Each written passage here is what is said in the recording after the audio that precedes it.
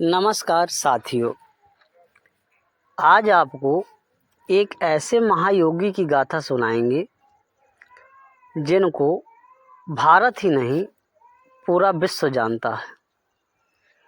भारत के उत्तर प्रदेश के देवरिया जनपद में एक ऐसे सिद्ध संत महापुरुष हुए जिन्हें देवराहा बाबा के नाम से जाना जाता था, जिनसे मिलने के लिए डॉक्टर राजेंद्र प्रसाद, महामना मदन मोहन मालवीय, पुरुषोत्तम दास टंडन जैसी विभूतियों ने पूज्य देवराहा बाबा की समय समय पर दर्शन कर अपने को कृतार्थ अनुभव किया। पूज्य महर्षि पतंजलि द्वारा प्रतिपादित अष्टांग योग में पारंगत थे। इनके जन्म के विषय में अज्ञात है, यहाँ तक कि इनकी सही उम्र का आकलन आज तक नहीं लग पाया। कुछ मिथकों के अनुसार यह यूपी के देवरिया जिले के रहने वाले थे। मंगलवार 19 जून सन 1990 को योगिनी एकादशी के दिन अपना प्राण त्यागने वाले इस बाबा के जन्म के बारे में संशय है। कहा जाता है कि वह करीब 900 साल तक जिंदा रहे। इनके जीवन के बारे में बहुत लोगों के अपने अलग अलग मत हैं। कुछ लोग उनका जीवन 250 साल, कुछ लोग 500 साल तथा कुछ लोग हजारों साल तक बताते हैं। अनेक श्रद्धालुओं के कथनानुसार बाबा अपने पास आने वाले प्रत्येक व्यक्ति से बड़े प्रेम से मिलते थे और उनको कुछ ना कुछ प्रसाद अवश्य देते थे। प्रसाद देने के लिए बाबा अपना हाथ ऐसे ही मचान के खाली भाग में रखते थे। उनके हाथ में फल, मेवे या अन्य खाद्य पदार्थ अपने आप आ जाते थे, जबकि मचान पर ऐसी कोई भी वस्तु नहीं रहती थी। बहुत लोगों ने इस बात की यथार्थता की जांच भी की। श्रद्धालुओं को हमेशा कौतूहल होता था, आखिर यह प्रसाद बाबा के हाथ में कहाँ से कैसे आता है।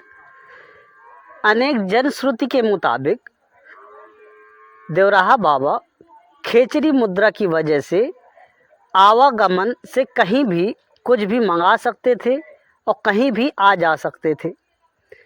उनके आसपास उगने वाले बबूल के पेड़ों में कांटे नहीं होते थे, चारों तरफ सुगंध ही सुगंध होता था।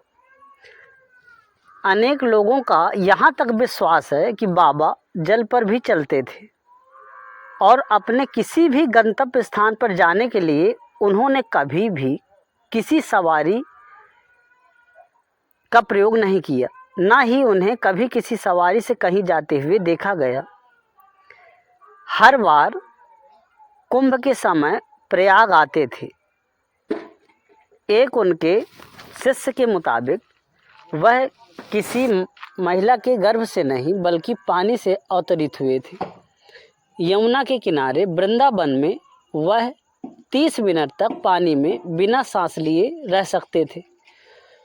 उनको सभी जानवरों की भाषा समझ में आती थी। खतरनाक जंगली जानवरों को वह पल भर में काबू कर लेते थे। लोगों का यहाँ तक मानना है कि बाबा को सब पता रहता था कि कब कौन कहाँ उनके बारे में चर्चा हुई है या क्या होने वाली है। वह एक अवतारी व्यक्ति थे। उनका जीवन बहुत सरल तथा सौम्य था और एक सबसे बड़ी खासियत जो उनके बारे में कही जाती है कि अगर कोई उनकी फ़ोटो या कैमरे में तस्वीरें लेना चाहता था तो उनकी फ़ोटो आती ही नहीं थी। अगर वो चाहते तो रिवॉल्वर की गोली रिवॉल्वर से निकलने के बाद भी फूल बन जाया करती थी। उनका सभी निर्जीव वस्तुओं पर नियंत्रण था। अपनी उम्र, कठिन तप और सिद्धियों के बारे में देवराहा बाबा ने कभी भी कोई चमत्कारी दावा नहीं किया, लेकिन उनके इर्द गिर्द हर तरह के लोगों की भीड़ हमेशा से देखी गई। अत्यंत सहज, सरल, सुलभ बाबा के सानिध्य में वृक्ष वनस्पति भी अपने आप को आश्वस्त अनुभव करते थे। भारत के पहले राष्ट्रपति डॉक्टर राजेंद्र प्रसाद ने उन्हें अपने बचपन में देखा था।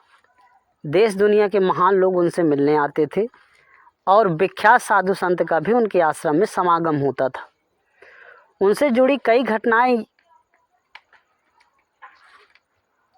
मुझे एक मित्र द्वारा ज्ञात हुई। वो कहते हैं कि एक बार मैं वहाँ मौजूद था। करीब 1987 की बात रही होगी, जून का महीना था। वृंदावन में यमुना पार देवराहा बाबा का डेरा जमा हुआ था। अधिकारियों में बड़ी अफरा तफरी मची हुई थी। प्रधानमंत्री राजीव गांधी को बाबा के दर्शन के लिए आना था।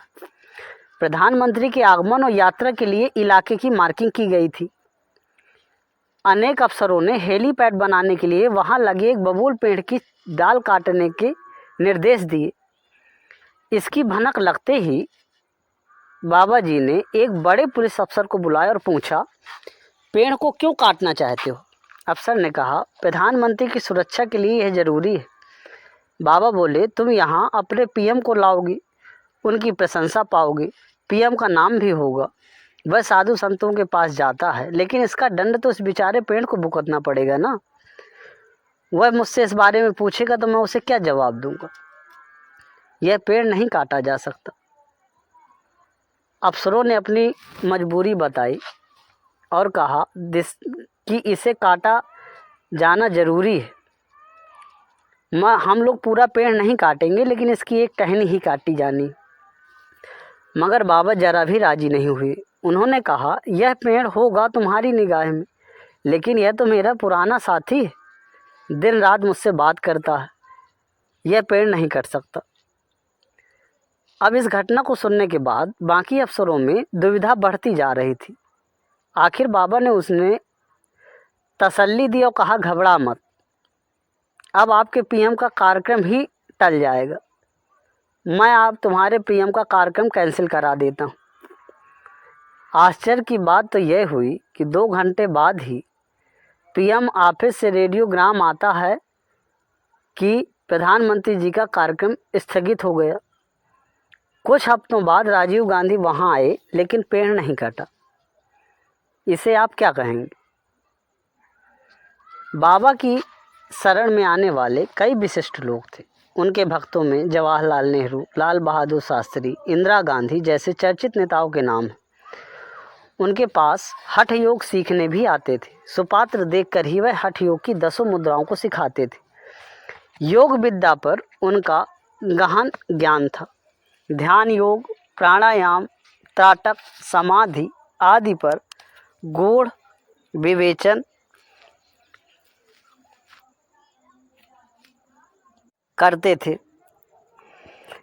कई बड़े सिद्ध सम्मेलनों में उन्हें बुलाया जाता था और वे सभी संबंधित विषयों पर अपनी प्रतिभा से सबको अचंभित कर देते थे।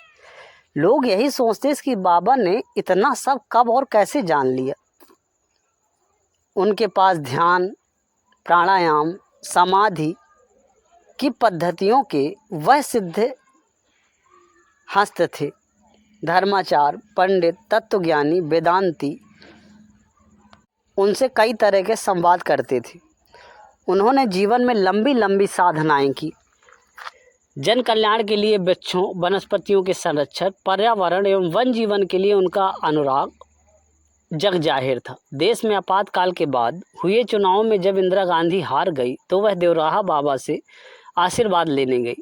उन्होंने अपने हाथ के पंजे से उन्हें आशीर्वाद दिया। वहां से वापस जाने के बाद इंदिरा गांधी ने कांग्रेस का चुनाव चिन्ह हाथ का पंजा निर्धारित कर दिया।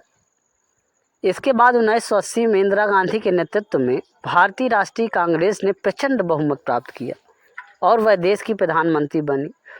वहीं यह भी मानता है कि इंदिरा गांधी आपातकाल के समय कांची कामकोटि पीठ के शंकराचार्य स्वामी चंद्रशेखरेंद्र सरस्वती जी से आशीर्वाद लेने गई थी। वहां उन्होंने अपना दाहिना हाथ उठाकर आशीर्वाद दिया था और हाथ का पंजा ही पार्टी का चुनाव निशान बनाने को कहा था।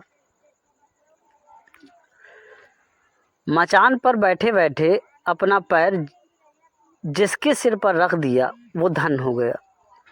इन्होंने अपना पूरा जीवन एक मचान पर ही बिताया। पेड़ पौधे भी उनसे बात करते, उनके आश्रम में बबूल तो थे मगर कांटे विहीन। यही नहीं, वह खुशबू बिखेरते थे। उनके दर्शन के लिए प्रतिदिन विशाल जनसमूह उमड़ता था।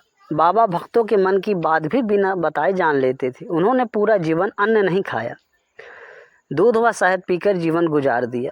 श्रीफल का रस उन्हें बहुत पसंद था। देवराहा बाबा को खेचरी मुद्रा सिद्ध थी, जिस कारण वे अपनी भूख और वायु पर नियंत्रण प्राप्त कर लेते थे। इनकी ख्याति इतनी प्रसिद्ध थी कि जाज पंचम जब भारत आया तो अपने पूरे लाव लश्कर के साथ उनके दर्शन करने देवरिया जिले के दियारा इलाके में मैल गांव तक, उनके आश्रम तक पहुंच गया। दरअसल इंग्लैंड से रवाना होते समय उसने अपने भाई से पूछा था, क्या वास्तव में इंडिया के साधु संत महान होते हैं? प्रिंस फिलिप ने जवाब दिया, हाँ, कम से कम देवराहा बाबा से ज़रूर मिलना। यह सन 1911 की बात है। जाज पंचम की यह यात्रा तब विश्व युद्ध के बादल मंडरा रहे माहौल के चलते भारत के लोगों को बरतानिया हुकूमत के पक्ष में करने की थी। उनसे हुई बातचीत में अपने कुछ शिष्यों को बताई भी थी, लेकिन कोई भी इस बारे में बातचीत करने के लिए आज भी तैयार नहीं। डॉक्टर राजेंद्र प्रसाद तब रहे होंगे कोई 2-3 साल के, जब अपने माता पिता के साथ वे बाबा के यहाँ गए थे। बाबा देखते ही बोल पड़े कि यह बच्चा तो राजा बनेगा। बाद में राष्ट्रपति बनने के बाद उन्होंने बाबा को पत्र लिखकर कृतज्ञता प्रकट की और सन 54 के प्रयाग कुंभ में बाकायदा बाबा का सार्वजनिक पूजन भी किया। देवराहा बाबा 3 मिनट तक पानी में बिना सांस के रह सकते थे। उनको जानवरों की भाषा समझ में आती थी। खतरनाक जंगली जानवरों को पल भर में काबू कर लेते थे। कहा जाता था कि इनका आशीर्वाद हर मर्ज की दवाई थी। बाबा देखते ही समझ जाते थे कि सामने वाले का सवाल क्या है। दिव्य दृष्टि के साथ तेज नज़र, कड़क आवाज़, दिल खोल कर हंसना, खूब बतियाना बाबा की आदत। याददाश्त इतनी कि दशकों बाद भी मिले व्यक्ति को पहचान लेते थे। उनके दादा परदादा तक का नाम इतिहास तक बता देते थे, किसी तेज कंप्यूटर की तरह। हाँ, बलिष्ठ कदकाठी भी थी, लेकिन देह त्यागने के समय तक वे कमर से आधा झुककर चलने लगे थे। उनका पूरा जीवन लकड़ी के 4 खंभों पर टिकी मचान पर ही बीता, जहाँ नीचे से लोग उनके दर्शन करते थे। मैल में वे साल में 8 महीना बिताते थे। कुछ दिन बनारस के रामनगर में गंगा के बीच, माघ में प्रयाग, फागुन में मथुरा के मठ के अलावा कुछ समय हिमालय में एकांतवास भी करते थे। खुद कभी कुछ नहीं खाया, लेकिन भक्तगण जो कुछ भी लेकर पहुँचे उसे भक्तों पर बरसा दिया। उनका बतासा मखाना हासिल करने के लिए सैकड़ों लोगों की भीड़ हर जगह जुटती थी। फिर अचानक 11 जून 1990 को उन्होंने दर्शन देना बंद कर दिया। लगा जैसे कोई अनहोनी होने वाली। मौसम तक का मिजाज बदल गया। यमुना की लहरें तक बेचैन होने लगी। बाबा का मचान तिबंध सिद्धासन पर बैठे ही रहे। डॉक्टरों की टीम ने थर्मामीटर पर देखा, पारा अंतिम सीमा को तोड़ निकलने पर आमादा है। 19 तारीख को मंगलवार के दिन योगिनी एकादशी थी। आकाश में काले बादल छा गए। तेज आंधियाँ तूफान ले आईं। यमुना जैसे समुद्र को मात करने वाली उतावली थी। लहरों पर उछाल बाबा की मचान तक पहुंचने लगा और उनकी सबसे बीच शाम 4 बजे बाबा का शरीर स्पंदन रहित हो गया। भक्तों की अपार भीड़ भी प्रकृति के साथ हाहाकार करने लगी।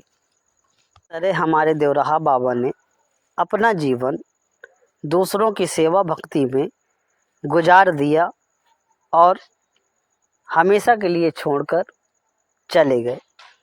लेकिन उनके बारे में जितनी भी जानकारी हैं वो अब भी बहुत कम है। अगर आपको ये कहानी पसंद आए तो प्लीज़ लाइक करिए और शेयर करिए तथा सब्सक्राइब करिए। इसी तरह की आगे और कहानी हम लाने का